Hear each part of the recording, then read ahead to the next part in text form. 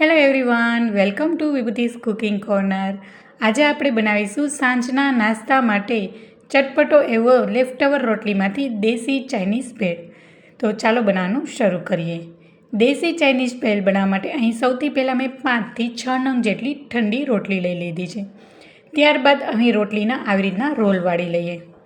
ત્યારબાદ ચાકાના મદદથી આવી રીતના આપણે નૂડલ્સનો શેપ આપી દઈએ. હળવા હાથે અને એકદમ બાજુમાં કટિંગ કરવાનું છે, જેથી આવી રીતના પતલા એવા નૂડલ્સ બનીને રેડી થઈ જશે. તમે જોઈ શકો છો, એકદમ બાજુમાં લેવાના છે. વેકેશન પડ્યું છે એટલે બાળકો રોજ સાંજે અલગ અલગ નાસ્તાઓની ડિમાન્ડ કરતા હોય છે. તો આવી રીતના બપોરે વધારે રોટલી બનાવી અને સાંજે આવી રીતના બાળકોને નાસ્તામાં બનાવી શકો છો. અને અત્યારના બાળકોને ચટપટો એવો નાસ્તો જ ભાવતો હોય છે. તો આવી રીતના તમે બનાવીને બાળકોને આપશો તો બાળકો પણ ખુશ થઈ જશે. તો આવી રીતના રોટલીને આવી રીતના નૂડલ્સના શેપમાં બધાને કટ કરી લઈએ.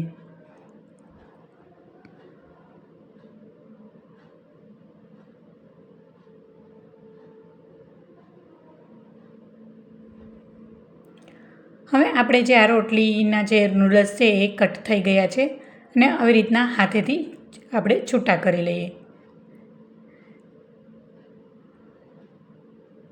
હવે આપણે ફ્રાય કરી લેવાના છે. આપણે શેલો ફ્રાય કરવાના છે. તમે ડીપ ફ્રાય કરવા હોય તો પણ કરી શકો છો.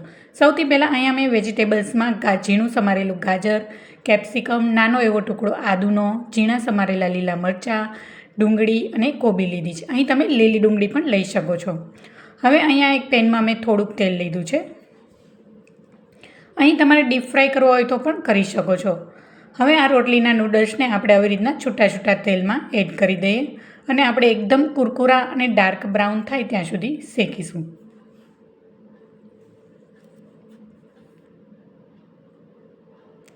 હવે તમે અહીંયા રોટલી બનાવવામાં મીઠું નાખ્યું હોય તો આ નૂડલ્સમાં તમારે મીઠું એડ નથી કરવાનું. અહીં મેં રોટલીમાં મીઠું નથી નાખ્યું એટલે આપણે આ નૂડલ્સ શેકાઈ જશે એટલે ઉપરથી હું થોડું સ્વાદ પ્રમાણે મીઠું એડ કરી દઈશ. હવે તમે જોઈ શકો છો, ધીમે એનો કલર ચેન્જ થઈ ગયો છે અને કુરકુરા થઈ ગયા છે. જેમ ઠંડા થશે એમ વધારે ક્રિસ્પી થઈ જશે. હવે આપણે એને એક બાઉલમાં કાઢી લઈએ ને થોડી વાર માટે ઠંડા થવા દઈશું.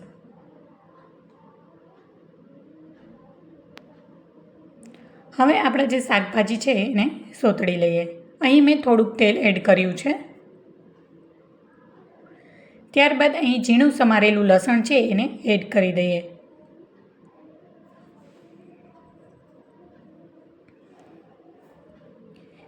ત્યારબાદ આપણે જે ઝીણી સમારેલી ડુંગળી છે એને એડ કરી દઈએ. અહીં તમે લીલી ડુંગળી પણ લઈ શકો છો. અત્યારે મારી પાસે અવેલેબલ નથી એટલે મેં આ ડુંગળી લીધી છે. અને સરખી રીતના આપણે એને સાતળી લઈએ અને થોડોક કલર બદલે એ ત્યાં સુધી સાતળીશું. હવે લસણ અને ડુંગળીને સરખી બરાબર સતળાઈ ગયા છે. હવે આપણે જે વેજીટેબલ્સ બધા કટિંગ કર્યા છે એ 1 બાય એડ કરી દઈએ. અહીં સૌથી પહેલાં મેં ઝીણા સમારેલા મરચાં એડ કર્યા છે. એકદમ પતલું એવું ખમણેલું ગાજર છે, કેપ્સિકમ, કેબીજ અને ઝીણો એવો ટુકડો આદુનો છે એને ખમણી લઈશું. અને આ બધા વેજીટેબલ્સને ગેસની હાઈ ફ્લેમ પર જ કૂક કરવાના છે અને થોડાક ક્રન્ચી રહે એવા જ રાખવાના છે, જેથી આ ભેળમાં ખાવામાં આવે વેજીટેબલ્સ તો ટેસ્ટી એવા લાગશે. અહીં મેં આદુનો ટુકડાને આવી રીતના ખમણી લીધું છે અને બરાબર બધું મિક્સ કરી લઈએ. અહીં આ રોટલીના નૂડલ્સ 3 થી 4 બાળકો માટે બને એટલા હું બનાવી રહી છું. હવે ત્યારબાદ સૌથી પહેલાં થોડુંક મીઠું એડ કરી દઈએ. મીઠું એડ કરવાથી આ વેજીટેબલ્સ છે એ ફટાફટ કૂક થઈ જશે.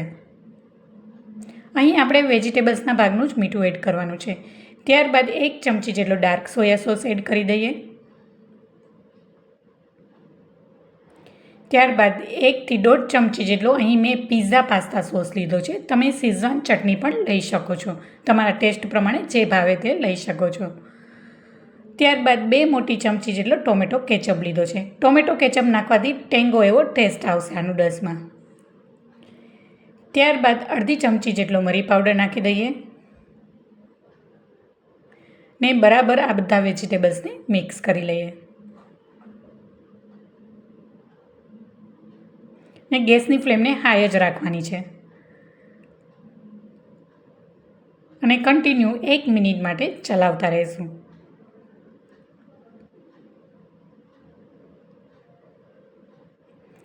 હવે આપણા વેજીટેબલ્સ બધા સોતળાઈ ગયા છે. હવે ગેસની ફ્લેમ બંધ કરી દઈએ અને આપણે જે રોટલીના નૂડલ્સ હતા એ ઠંડા થઈ ગયા છે અને એકદમ ક્રિસ્પી થઈ ગયા છે.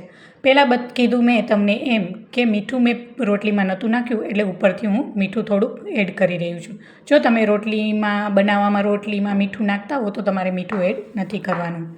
હવે આપણે જે બધા વેજીટેબલ્સ સોતે કર્યા છે એમાં એડ કરી દઈએ.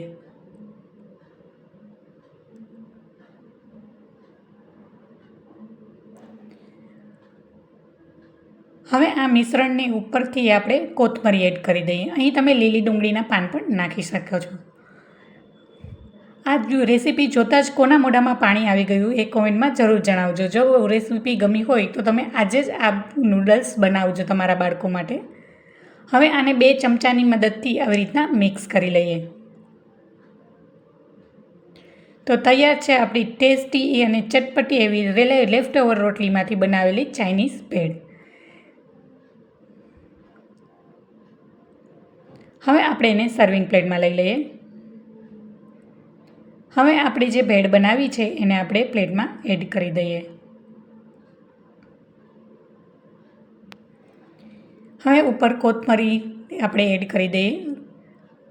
તો જોતાં જ મોઢામાં પાણી આવી જાય એવી લેફ્ટ ઓવર રોટલીમાંથી દેશી ચાઇનીઝ ભેળ બનીને રેડી છે. તો કેવી લાગી રેસીપી મને કોમેન્ટમાં જરૂર જણાવજો. રેસીપી ગમી હોય તો લાઇક કરજો, શેર કરજો અને મારી ચેનલને હજી સુધી સબસ્ક્રાઈબ ના કરી હોય તો સબસ્ક્રાઈબ કરજો ને